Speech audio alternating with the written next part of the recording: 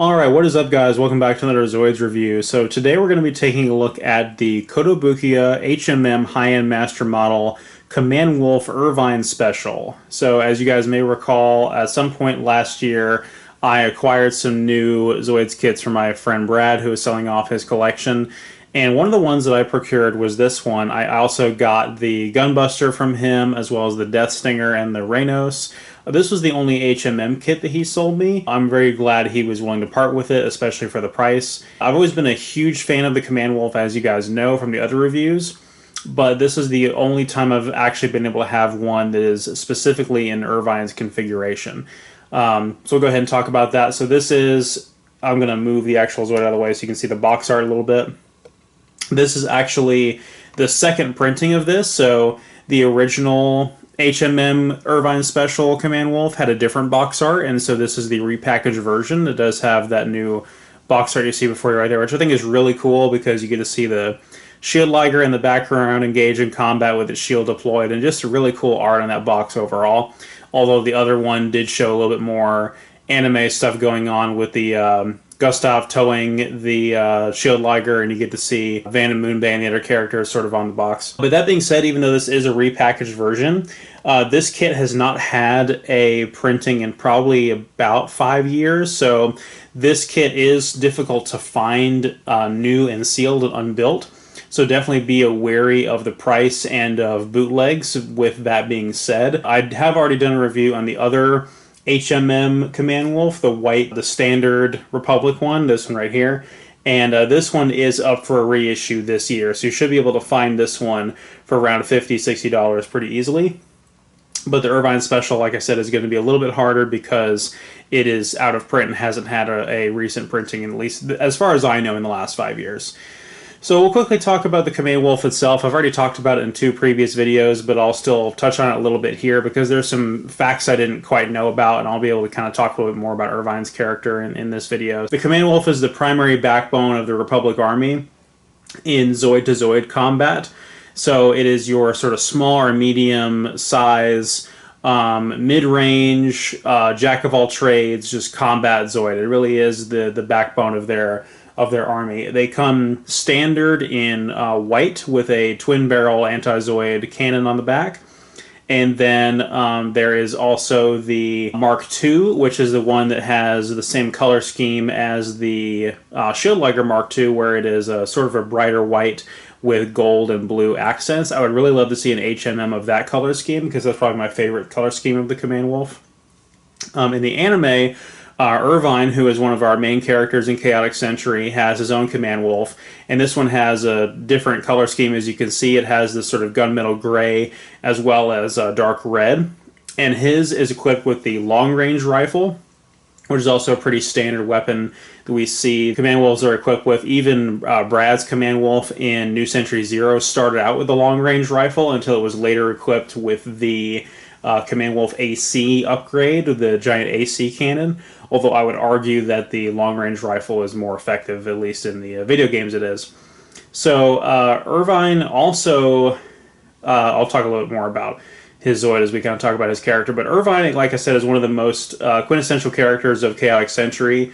He initially was sort of a more antagonistic character towards Van because he's essentially he's your rogue, loose cannon, mercenary, bandit type character. He's basically your Han Solo for Zoids. And so he's out on his own, just in it for the money, out on his own volition, having his own agenda. And he comes across Van and he sees the organoid technology and he says, you know, I can probably get a pretty penny for that. So he initially, like I said, is trying to fight Van to steal Zeke and sell him, although it doesn't really work out too well for him. And through a couple episodes, he eventually ends up joining the party as a permanent member and essentially an ally character. So throughout the series, he helps Van and Moonbay. He has a particular fondness for Moonbay, which is no surprise, and continues to help them out on various different missions, while standing still pretty starkly opposed to joining the actual Halic Republic army properly. He does have an opportunity to steal a prototype weapons set from the Gylos Empire, and it was some kind of advanced missile pod or something like that. So there is an episode where he was supposed to be stealing an advanced weapon system, and instead he just equips it on the Command Wolf, and we get to see it in action a little bit, which is pretty cool. He also has an opportunity to pilot a Gojulus at some point in Chaotic Century, when we see the Gojulus first on screen. We don't know a whole lot about Irvine's backstory. We know that he had a younger sister who was killed. Again, we just know that he's sort of a mercenary hired gun type character. His Command Wolf does eventually reach its end at the hands of the Genobreaker in the second season of Chaotic Century Guardian Force, where Raven, after recently upgrading the Genosaur to the Genobreaker, takes one of the Genobreaker's enormous claws and picks up the Command Wolf, and it almost crushes it in half, but manages to cause some damage to the Zoid core. So the only way to actually sustain it was to transfer it into a new body, which is where we get the Lightning Sykes from. And if you'll notice, the Lightning Sykes follows this exact same color scheme as well. And I've already talked about the Lightning Sykes in another video. And that was a really cool moment to see the Command Wolf sort of evolve into the Lightning Sykes through a transfer of its Zoid core. And there is also, in addition to the HMM Lightning Sykes that I have, and the repackaged version of that that's being reprinted very soon, there is also an HMM Lightning Sykes Irvine special as well, which has some additional armor bits. I've showcased that in one of the Market Watch videos. It's been out of print for a while, and it's pretty hard to find. And I personally don't even know that I recommend it too much, because I think the additional armor looks pretty ugly, and I would just stick with the standard stock Lightning Sykes there. So a couple of other things to note about the Command Wolf. The Command Wolf actually was featured in the first episode of Chaotic Century as a couple of random bandits had them and used them against Van with the Shield Liger when he first gets it powered up and mobile through the help of Zeke, as he's running away from these two in the desert, and they have desert-colored Command Wolves, which I don't think appear in any other medium. They don't appear in any of the video games. There's no model kits of any desert-colored Command Wolves, but they do appear in the anime. So those are basically rogue, factionless Command Wolves. And I think the desert color actually looks pretty cool on them. There's also another variant that has the Striker set on it, and that version is often referred to as the Command Striker. Apparently it did appear in the anime, although I couldn't tell you when or under what context, but essentially is the Command Wolf Mark II with the Striker set. I believe I showed off the Striker set in the Zoids vs. 3 Let's Play. Maybe it was the Zoids vs. 1 Let's Play.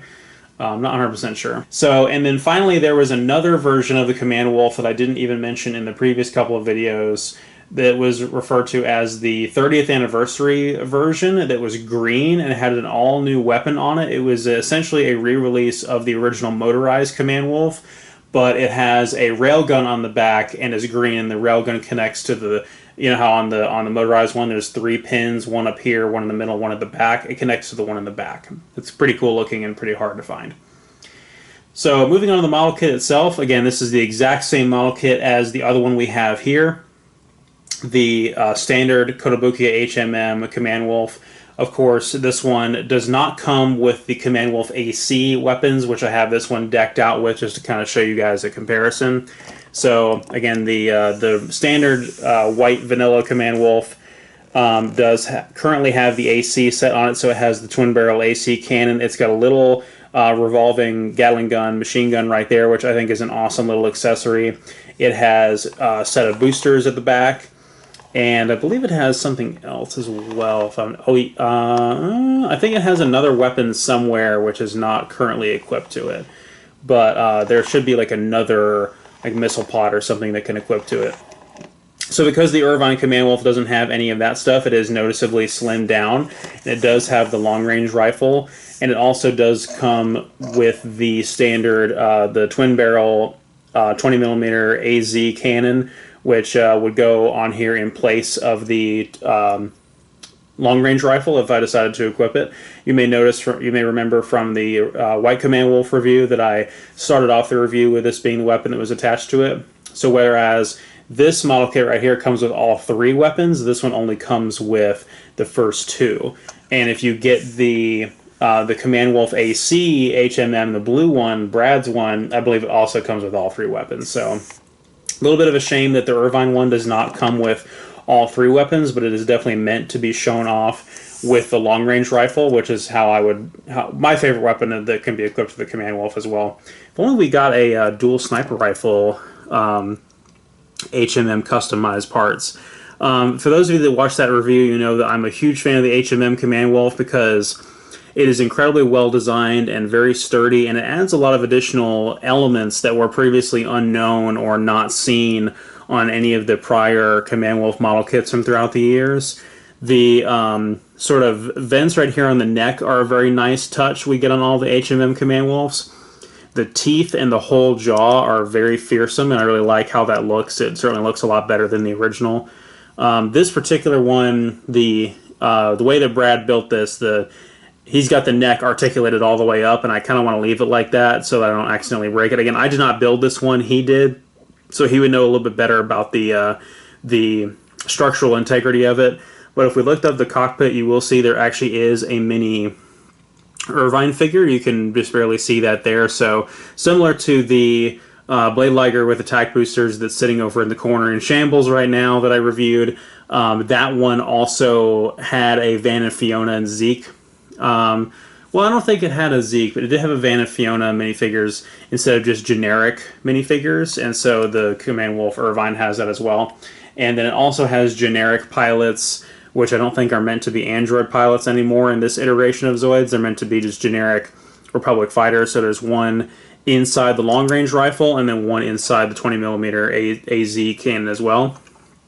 And the only thing I'll say is a fault with this kit is exactly the same thing I said about the other one, which means that it seems to be a common thing that people run into when building these, and it wasn't just me building the white one incompetently, is that down here underneath is this piece right here that slides back and forth, and these tubes are supposed to slot into it, and when you articulate the back part of when you articulate his waist, essentially, like the hind legs and the back part of his torso, those hoses are supposed to be able to move and contour and push and pull that piece in and out, so it kind of moves organically with the back half of the Zoid.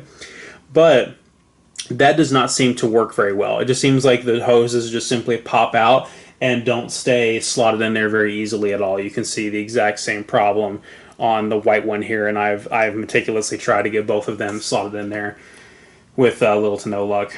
So if you guys are interested in getting one of these kits, like I said, the white one is up for a reissue this year. So I think it is still available for pre-order on HLJ or AmiAmi, one of those.